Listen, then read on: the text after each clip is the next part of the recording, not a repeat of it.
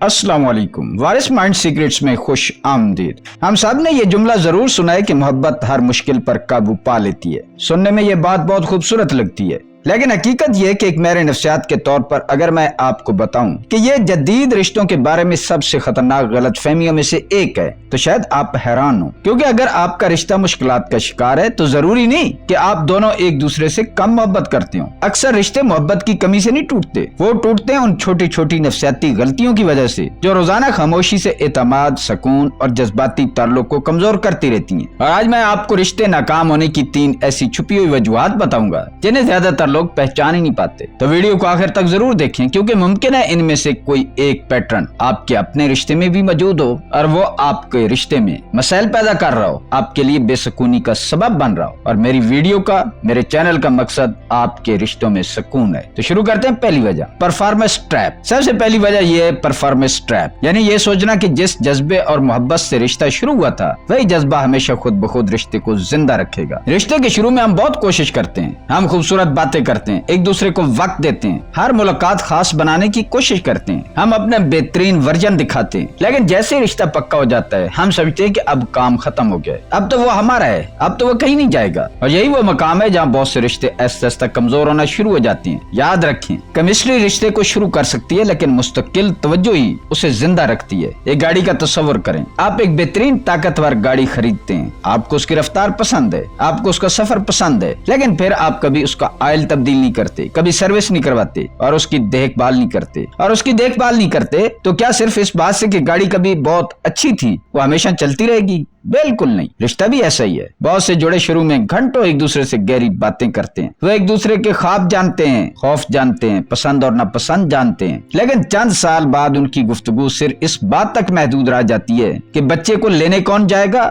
खाने में आज क्या बनेगा, बिल किसने अदा करना है। वो एक ही घर में रहते हैं लेकिन जज्बाती तौर पर एक दूसरे से बहुत दूर हो जाते हैं। ये जरूरी नहीं कि मोहब्बत खत्म हो गई हो। अगर ये मसला होता तो दोनों ने रिश्ते को वक्त देना छोड़ दिया होता। और याद रखें, रिश्ते खुद ब खुद खराब नहीं होते, उन्हें नजरअंदाज किया जाता है। दूसरी वजह, जज्बाती डंपिंग को कम्युनिकेशन समझना। दूसरी बड़ी वजह यह है कि इमोशनल डंपिंग। हम सबको कहा जाता है कि अपने जज्बात के बारे में बात करो, और ये बात दुरुस्त भी है, लेकिन मसला यह है कि बहुत से लोग बात करने और अपना गुस्सा दूसरे पर फेंकने में फर्क नहीं समझते। मसलन एक शख्स कहता है, तुम कभी मेरे साथ वक्त नहीं गुजारते, तुम बहुत खुदगर्ज हो। ये बात सुनकर दूसरा शख्स फौरन दिफाई पोजीशन में आ जाता है। अब वो आपकी तन्हाई नहीं सुन रहा, वो सिर्फ इल्जाम सुन रहा है। उसके बरक्स अगर आप कहें, जब हम एक साथ वक्त नहीं गुजारते तो मुझे तन्हाई महसूस होती है, मैं चाहता हूँ कि हम एक दूसरे के लिए कुछ वक्त निकालें, तो अब बात का अंदाज ही बदल जाता है। पहला जुमला हमला था, इल्जाम था, दूसरा जुमला एक जरूरत का इजहार है, और यही फर्क रिश्ते बचाता है या तोड़ता है। मशहूर माहिर नफ्सियात जॉन गुडमैन की तहकीक के मुताबिक बातचीत शुरू करने का अंदाज अक्सर ये बता देता है कि वो गुफ्तगू आखिर में कहाँ पहुँचेगी। अगर गुफ्तगू तनकीद,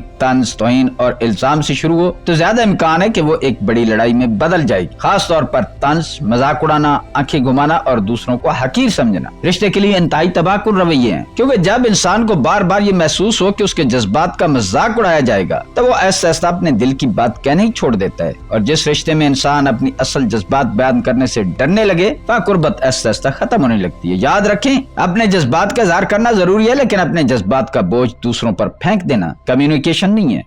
तीसरी वजह, कमरे में मौजूद भूत। तीसरी वजह शायद सबसे गहरी है। मैं इसे कहता हूँ the ghost in the room, यानी कमरे में मौजूद वो भूत जो नजर नहीं आता लेकिन आपके रिश्ते पर असरअंदाज होता रहता है। ये भूत आपका माजी है, आपके बचपन के तजर्बात हैं, आपके पुराने जख्म हैं, आपके अंदर छुपे खौफ हैं, और खास तौर पर आपका अटैचमेंट स्टाइल। बचपन में हमें जिस तरह मोहब्बत, तवज्जो और तहफ़्फ़ुज़ मिला वो अक्सर इस बात पर असर डालता है कि हम बड़े होकर रिश्तों में कैसा बर्ताव करते हैं। मसलन एक शख्स को हमेशा ये खौफ रहता है कि उसे छोड़ दिया जाएगा, इसलिए वो बार बार यकीन दहानी चाहता है। वो पूछता है कि तुम मुझसे मोहब्बत करते हो ना, तुम बदल तो नहीं जाओगे। दूसरी तरफ एक ऐसा शख्स हो सकता है जो जज्बाती कुर्बत से घबरा जाता है। जब उसे बहुत ज्यादा तवज्जो या जज्बाती मुतालबात महसूस हो तो वो दूर होना शुरू कर देता है। अब मसला ये बनता है कि एक शख्स जितना करीब आना चाहता है दूसरा उतना दूर ही भागता है, और जितना दूसरा दूर जाता है पहले शख्स का छोड़े जाने का खौफ उतना ही बढ़ जाता है। यूं दोनों एक खतरनाक चक्कर में फंस जाते हैं। एक कुर्बत चाहता है, दूसरा फासले की तलाश में है, और दोनों समझते हैं कि मसला सामने वाला शख्स है। हालांकि कभी कभी मसला इंसान नहीं होता, मसला वो पुराना जख्म होता है जो आज के रिश्ते में दोबारा जिंदा हो जाता है। मसलन एक शख्स जो बचपन में बहुत ज्यादा लड़ाई झगड़े वाले घर में पला बढ़ा हो, वो बहस शुरू होते ही बिल्कुल खामोश हो सकता है। उसका साथी उसे बेस या बेपरवाह समझ सकता है, लेकिन मुमकिन है खामोश हो जाना उस शख्स का एक पुराना सर्वाइवल मैकेनिज्म हो। वो बचपन से खुद को बचाने के लिए खामोश रहता था और आज भी दबाव के वक्त वही पुराना तरीका इस्तेमाल करता है। अगर दोनों इस भूत को न पहचान सकें तो वो एक दूसरे के रवैयों को मुसलसल गलत समझते रहेंगे और फिर एक अजीब सूरत हाल पैदा होती है। इंसान अपने रिश्ते में रहते हुए भी खुद को तन्हा महसूस करने लगता है।